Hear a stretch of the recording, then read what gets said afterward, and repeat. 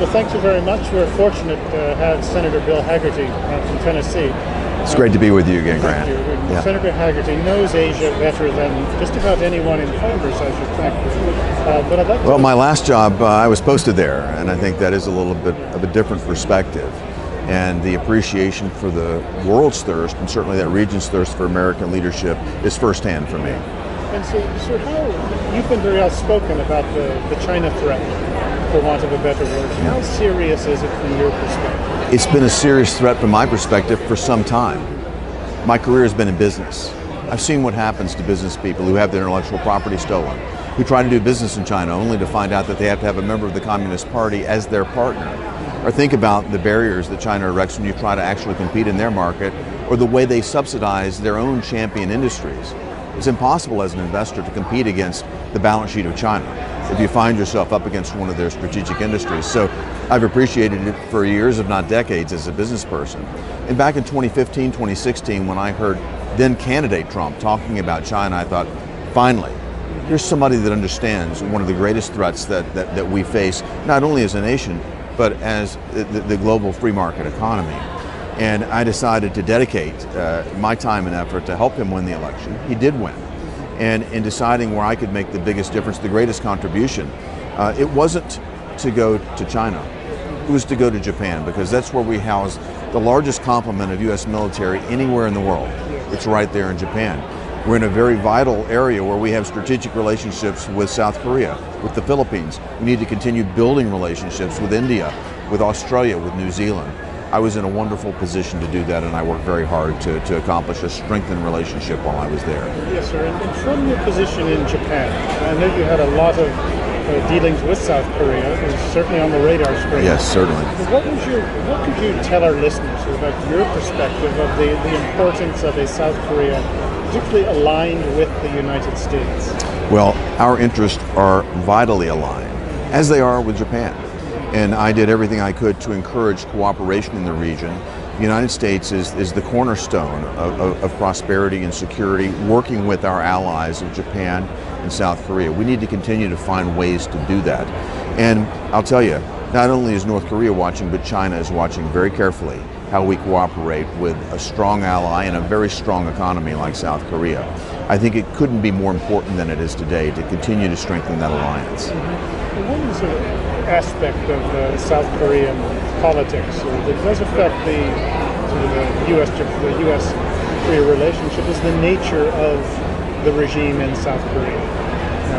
And there's an election in 2022 coming up. It is. Yes. But these are people who the Moon Jae-in administration, by their own backgrounds, by their own words, appear to be sort of leaning towards China, towards North Korea, etc.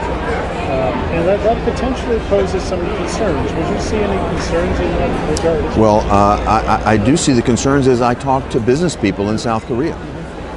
They have the same concerns as well, because they want to preserve the free market economy that's been so successful in South Korea. And I understand how politics can often be at odds with the economy, but as they think about their national interests, they've got to realize that from Kim Jong-un's perspective, a unified peninsula means that he runs things. I don't think that's going to be good for the South Korean people or for the South Korean economy. China's interests are their own. And I don't think those align with South Korea, nor do I think they align with the United States, nor with Japan. So we have to keep our own state's interest, our own vital state's interest at heart in every action that we take. And I think cutting through the politics, you've got a strong business community in South Korea. In Japan, a very strong business community. I was fortunate to have lived and worked in Japan from 1988 to 91. And a lot of the people that I made friends with then are now running the companies now in Japan. I view the potential between the business communities of Japan and South Korea to be extraordinarily strong. The interests are aligned, and I think sometimes politicians have a hard time finding an off-ramp to some of their disagreements.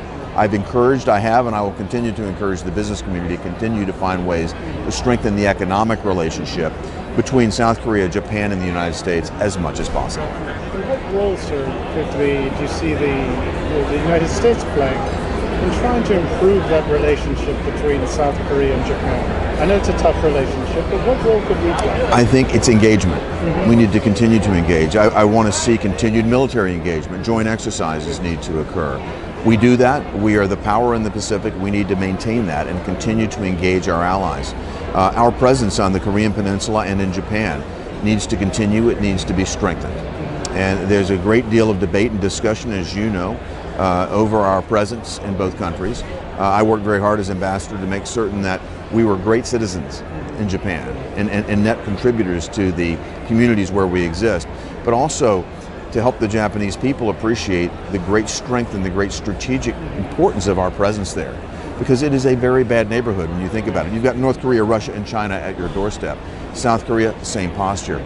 So it's critically important that we continue to work on and strengthen our alliances. I am very pleased with the relationship that we built with India in the Quad and Australia.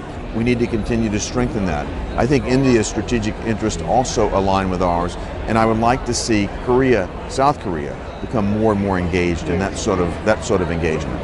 Thank you. And one last question, sir. I noticed that you've been very helpful in trying to strengthen what the U.S. is trying to do to really ward off Chinese influence. And a couple areas are involving fentanyl and also the threat to the U.S. dollar.